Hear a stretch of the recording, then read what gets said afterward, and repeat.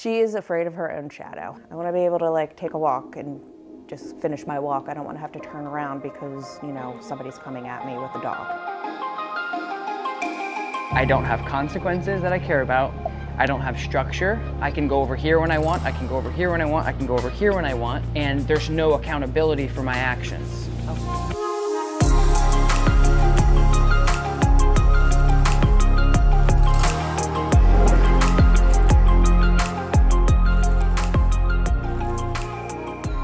First thing we'll start off with, because I'm not seeing any obvious things. Normally when a dog comes in and they're trying to rip my throat out, I'm like, okay, that's what we're working on. Right. What are your biggest concerns, things you want to work on? Because she's scared, she's not doing any of those things, but normally when we walk, she can be reactive. It just depends on the situation, and it's just random. Certain dogs, usually if they're bigger than her, if there's more than 2 people, some men that talk to us. So my main concern is I just want to be able to walk her without her doing that, because right now I'm in a neighborhood where there's no sidewalks and there's not that many people, but eventually I, plan to move where there is sidewalks and more people with more dogs. Let's just pretend she had no of those like little behavioral flaws. Does she normally pay attention to you and engage with you and walks nicely? It depends on her mood. Let's work on it. Okay. So the first thing I want to do is I want to see you work with her. So I'll have you just work around the room in here, and I want you to just work on your basics. It's not a test or anything. I just want to see how she engages with you. I want to see how she responds to you. I want to see like how she acts in a new environment. And then I'll be able to like take that information and be able to sculpt from there. Come on. She, of course, is being perfect. Yeah, it happens all the time.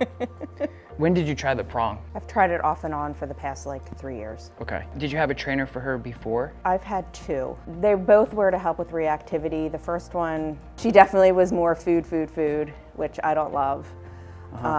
The second one was definitely more specialized in behavior modification, but she wanted me to practice on avoidance, and I don't want to avoid. Yeah, and it doesn't really solve the issue of the dog being nervous.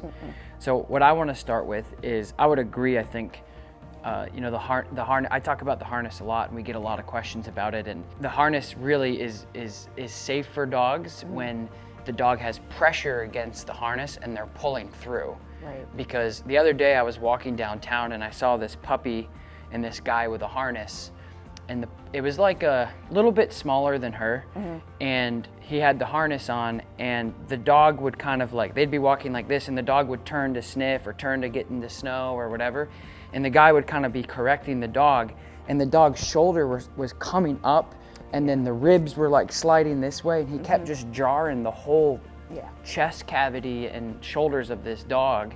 And so it's when you're correcting with it and you're trying to say, hey, that's enough, and you're applying pressure, it just looks nasty. It looks like it's, and there has been studies of harnesses doing some damage to like that type. Now the front clip harness is good too, and it may not have the same effect as a back clip. However, I was working with a client yesterday online, and he was working on resource guarding. The front clip harness is only really going to be beneficial if the dog is next to you and a little bit in front of you, so you can apply pressure back. This guy had the front clip harness and he had his dog in front of him, and when we were working on resource guarding, it was around food.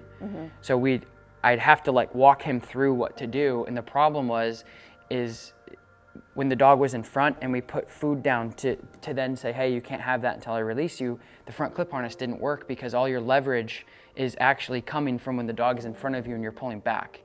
Because it's pulling back on the muscles or pulling back on the pressure here, and it's pulling the dog back. But if the dog is in front of you and the dog's trying to go after something, you can't get that leverage. So what I think we should switch to is just the basic slip leash, which I have here. I've tried that too. Yeah, well, And so it slips right down. that's what I was just gonna say, is everyone tries everything until they do it right. You can do everything wrong with any piece of equipment. Same thing with food. And so the slips that we have this tab leash that's custom and patented for, this is actually made out of a very hard plastic that's made for gun holsters. So it's very durable, doesn't move, doesn't flex. And what this does is this slides down, and then this won't move. So as you can see, tail is tucked. We are lizard licking a little bit. We're really nervous. There's a really good chance that Molly isn't gonna react because she's so nervous. Now when she's home and she's walking around in her own neighborhood, she may feel a little bit more confident to react, and that's why some dogs react in other places than not. They feel a little bit more protective over certain places, or they just have a little bit more confidence and they become more reactive in those environments. Now, one thing I never want to see a dog do is be how Molly is being.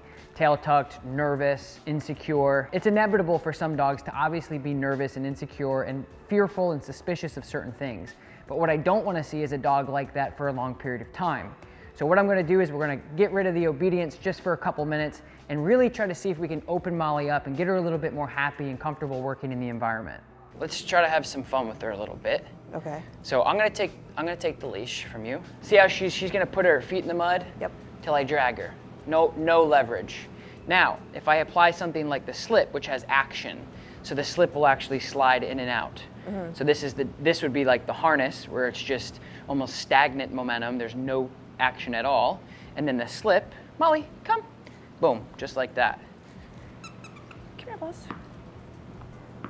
Oh. So now I'm touching her, getting her attention. What's that? She's interested in the ball, which is nice. Okay, go get it. What a good girl. Where's that ball? Where is it?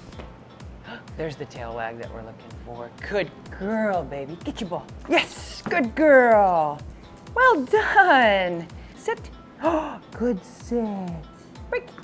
Yes, good girl. It's a nice breakthrough there. Get a little play bow, get a little cat and mouse. It's good. So now, as you can see, we're not a changed dog, but we are a completely different dog from 5 minutes ago. So if the overall goal is what you're seeing on the tip of the iceberg, or what I call, again, the external behaviors, the reactivity, the growling, that is coming from, I'm not so sure. I don't know about this. I'm suspicious. Yep. Who are you? What's going on? I can't handle this. Yep. I'm insecure, I'm vulnerable. That's what I just worked on, was the core of why we're doing this. And it's because of, again, insecurities. I don't trust you, I don't know you. She basically has like social anxiety. Yes, correct. That's a good way to put it. Social anxiety. She needs to be, re-socialized. Right. So what I like to do with any type of dog like they were talking about, street dog, abused dog, insecure dog, feral dog, just go for a walk. I mean, you don't have to be in charge immediately with a dog like this. That'll come over time. So that's why I like coming into the facilities, because it keeps me sharp. Come on, Momo. Oh, there's a good girl. There's a good girl. So it's typical for a dog like this that's why if you see a dog that like nips people in the rear end, or nips people in the back of the legs, or in her case comes up and sniffs people from the back, it's just a confidence thing. It's kind of like, same thing with people. If people have a hard time looking at people in the face, sometimes it can be like an insecure thing. So that's what she's doing here. She's more comfortable behind me, see? So that's what she's doing. So I'm just neutral, not overdoing anything. What a good girl, Momo. Hi. That's good. Hi, sweetheart. So just developing that trust, not moving too fast is huge. There's a good girl. Momo.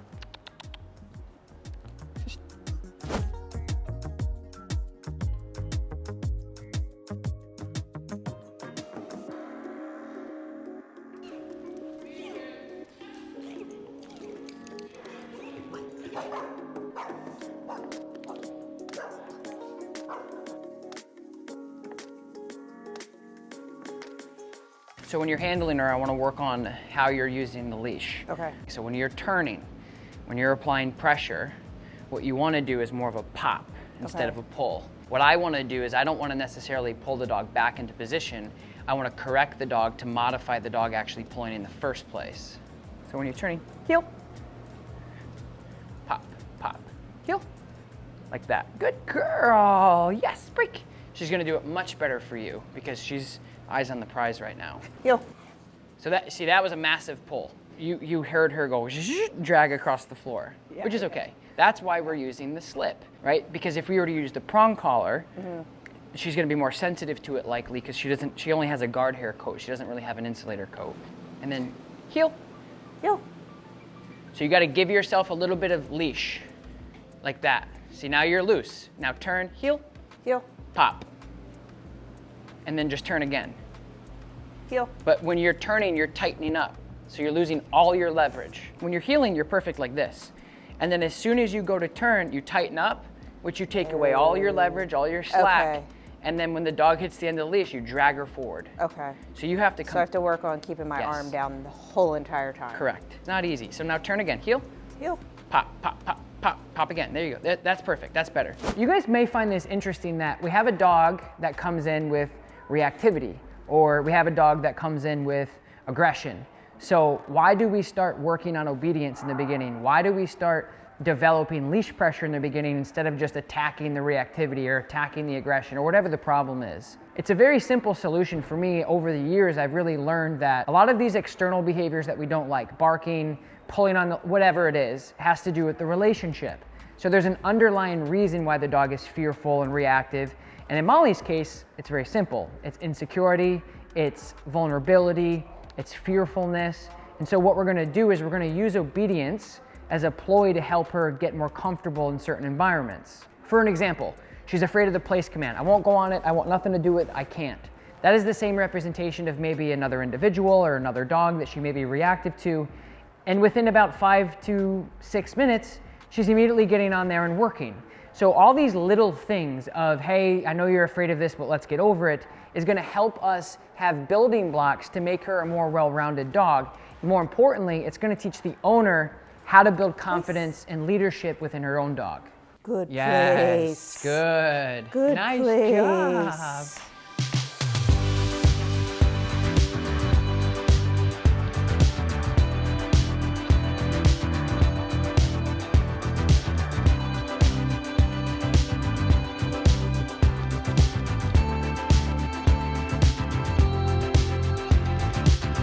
So here we go again, it's no surprise. And it's really good for Molly because you got another man that she doesn't know and a bigger dog that she Yes. doesn't know. I'm in shock. Yeah. You're shook. Good sit. You drive me crazy like no one else. The final moment before I lose myself. And it's no use working 9 to 5. If you want more than to stay alive, so come on over, we can make it through. All right, you guys, if you don't know about the No Bad Dog official members club, it's a subscription members club where you guys are getting the full videos of what you're seeing right here on YouTube. So you guys are seeing the 15, 20-minute videos here on YouTube, and on the subscription club, you're getting the entire video. Sometimes it's over an hour long. You're also getting a lot of unreleased footage that we get and we pull from different seminars and different sessions that we just don't put on here on YouTube.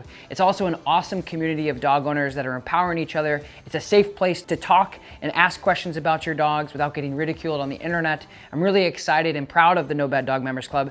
Click the link in the description below to join now. My biggest hurdles are going to be because she wants to smell everything, breaking her of that habit that, you know, when I want to like just walk and not be a sniffing walk. Yeah. If you're just out for a walk or for a potty walk or for just an exercise walk, you don't have to have the dog heel next to you the whole time. And in fact, it's not even fair to even ask of that. Right. Say you're going down on a sidewalk and you see a dog, you might say, okay, Molly, heel, just so you can say, be in control, loose leash, Right. don't be in front of Okay. me, whatever. You want to be able to turn on your obedience when you want it and when you need it. When I leave my house just to go on like, you know, our normal 15-minute walk to sniff and do whatever she pleases to a point, you know, obviously. Do I just go? I'll show you exactly how you should do it. You're out with her. Say, again, I'm just envisioning downtown or just a busier area. There's not much going on over here. We would have a break, and then you see a dog, or you see a person, or you see a man, or you see whatever, or you just want to practice healing. You would then say, Molly, heel, and then you would engage into that work again. Okay. Say you pass that distraction, okay, break, and then you would let her be a dog. Okay. So it's almost like school versus recess, and it's your verbals that make that happen. Now, when you're walking with her and you see this reactivity, where do you see it the most? Park is usually pretty bad just because, you know, there's people doing random things everywhere. That's where she reacts the most? Yeah. Okay. Yeah.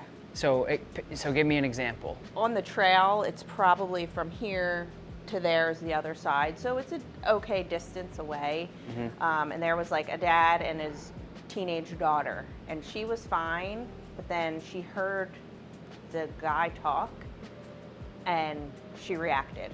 But it was like we were already past them at that point, so it was like she didn't like the sound of his voice, and he wasn't even talking to us, he was just talking to his daughter, and she was like at him. So is she lunging and barking? Yeah, she barks and lunges. In a situation like that, it's like, what do you do? Like, the popping of the leash will work.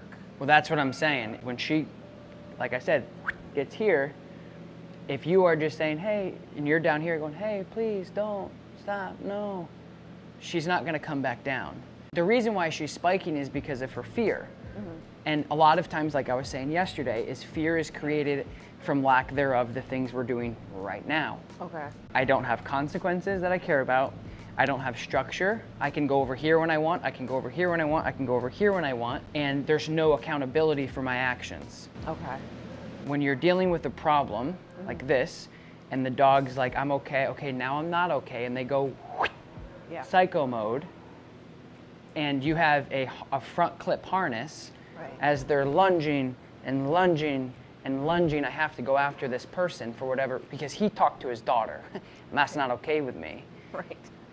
If you're kind of Husqvarna pulling back, ring, ring, it's not gonna do anything. Even if I set you up with a Hermspringer prong or whatever, if you're not using it right and you don't have the fundamentals with it, it's not gonna work regardless. Okay. All of the stuff that you're doing right now is preparing you for the reaction.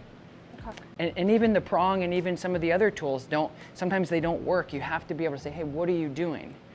But we don't want to just have them peek and then correct them. We want to teach them that when they're doing it, it's wrong. And the way to do that is teaching him to heel. So when we come out and we say, okay, Molly, you have to heel, and then she reacts, you can correct her and punish her, and it's fair because you've worked for 3 days on, you can't pull me, and now you're pulling me, so you're getting corrected. So she knows how to turn off the pressure because she's like, oh yeah, I'm supposed to be healing. So you'll counter the reactivity with obedience. So basically, like, the structure and foundation work is eventually going to make me matter more than whatever else she wants to do. Got it. Everything that you're doing on the leash right now is going to be applicable no matter what tool you use, right? If you know how to drive a car, you can get into any vehicle and operate it. If you wanted to switch to this, all you would do is it would be the same leash stuff. You would just put the prong on and then you'd put your leash here. And so if she was out for a walk and you've done all of this obedience and she understands heel and she understands brake and you guys are doing well, and she spikes and goes, holy crap, there's a person, and you're saying, hey, leave it, or you're saying heel, and the slip leash isn't enough, like the harness isn't enough, then you can use this. And it's not about, oh, well, this will inflict more pain. Has nothing to do with pain. Has nothing to do with any of that stuff. It has to do with how much pressure you're able to give her for her to actually care about it. You know, in here in the controlled environment where she's really not freaking out, Right. like, this is fine. Correct. But I feel like Yep. out there in the real world, that yeah. is probably a better option. This is probably what you may have had, like a bigger prong. Yeah. And a lot of people are like, what size prong? And so these are gauges. So this is going to be a 3.2, right? So it says the wire gauge is 3.2. That's the gauge of the actual prong. Okay. So this is a 2.25. So see how Right. the prongs. Which I feel like is something more the size that she Correct. needs. So you can get more a more precision correction, A, and B, you can get a better fit and a more custom fit with a smaller prong. Then if you took one of these out, maybe it's way too big or way too tight, and then if you put one in, maybe it's way too big. And with this, you have a little bit more precision. And you can always toggle like between them. That's why when I go out and I'm training, I'll sometimes have I'll have so many things. I'll have treats, I'll have a squeaker, I'll have a ball, I'll have a prong, I'll have a slip. I'll have everything that I need just in case I need to switch gears with the dog. I'd rather have more than enough equipment to handle the dog that I'm working with versus not. Right. I just think the biggest faulty in just dog training in general, is there's people's political agenda that prohibits them from advancing their skill sets with dogs. You'd put your leash right there. Okay. Now, does it matter which one you put it on? Well, so good question. This is going to be so this is a triangle right here. So you always want that nice clean triangle. So you want to put the leash on the top ring. top. And then this other ring, a lot of people are like, why is this is called a dead ring. So if this is my leash clip and I clipped it here and I clipped it here, this would be a dead ring. So the prong is disengaged. It won't correct the dog. A lot of people think that the prongs are what gives the dog an aversive correction, and it's not, because I have, like, we could put this on and she could pull across the room and she's not gonna care about that. Right. It's the action of when you pop the thing, just like with this, and to be honest, just like with the gentle leader or an easy walk, this is just more defined to right here, so you're gonna have more control. Basically, the difference between the prong and the slip and the martingale and the harnesses is this is going to evenly distribute pressure all the way around the dog's neck instead of on their chest cavity and on their shoulders or on their trachea and their larynx. It's going to just give you that pressure right around the dog's muscle. So it's a lot safer correction to use. Where does the slip put the pressure? In the Just same in place, one just in spot? one spot, right. So when you put the slip on, it's only giving right here pressure. See on the bottom? Yeah. So when the prong collar gets distributed, it's giving pressure 2, 4, 6, 8, 10, Yeah. so 20 different points of pressure around. And again, the biggest misconception, especially in the dog world, and even in legality in some countries, is education and ignorance on what these are. These are not sharp. I would never put Right. something sharp on a dog. That'd be crazy. All it does is it just safely corrects the dog so they don't, choke themselves out, and it gives you the control. So in the beginning of Molly's first day, tail tucked, lizard licking, not going near anybody, growling at the camera, not knowing place, not knowing stay, not knowing heel, kind of knowing sit, to what you guys just saw. What a remarkable progress between the owner and the dog. I'm very happy for them. We are healing now. Still a little bit distracted, but we're healing now. We're sitting on command. We've learned place, we've learned stay, we've learned break, and we're walking past another dog. Not to mention, this dog came in fearful of men and big dogs. This other dog, Dove, and his owner, all of that. Very happy to see where these guys end up, but just like I talk about in a lot of my videos, the relationship between the dog, Molly, and Molly's owner are getting better. So all the external stuff of the reactivity and maybe pulling on the leash and things that we work on all the time is getting better and maybe modifying and don't exist in the future, but their relationship over time until the dog passes away in the future is better. And that is long-term, it's invaluable, it's sustainable, and that's what really gets me excited, and it's what I love to do. I came for building confidence in my dog, and I learned that it takes time. You have to go back to basics, and once you get comfortable with the basics, then the confidence will come. She's obviously very sweet, definitely has some insecurities. She's got some stranger danger, which is all normal for some dogs. As far as her getting used to other people in the future, it would be kind of like what I did, is just working her food, she likes, so whatever treats that you have that she's good with. But a lot of it is just kind of pushing her through her limitations to get her more confident. So when you are working on the obedience with her, when you're out, so if she does get reactive, it would be, she didn't really react here, it would be leave it and then a correction on the prong collar. Also, you're going to be countering with a lot of the heel work that we've done. So asking her to heel, asking her to sit, asking her to stay, doing all of that stuff when you're out and you see people. The most important thing for her is make sure that when you're out with her, that you are looking forward and you're going straight forward with her. Don't worry, don't get nervous and switch things up, because then she'll get nervous. Okay.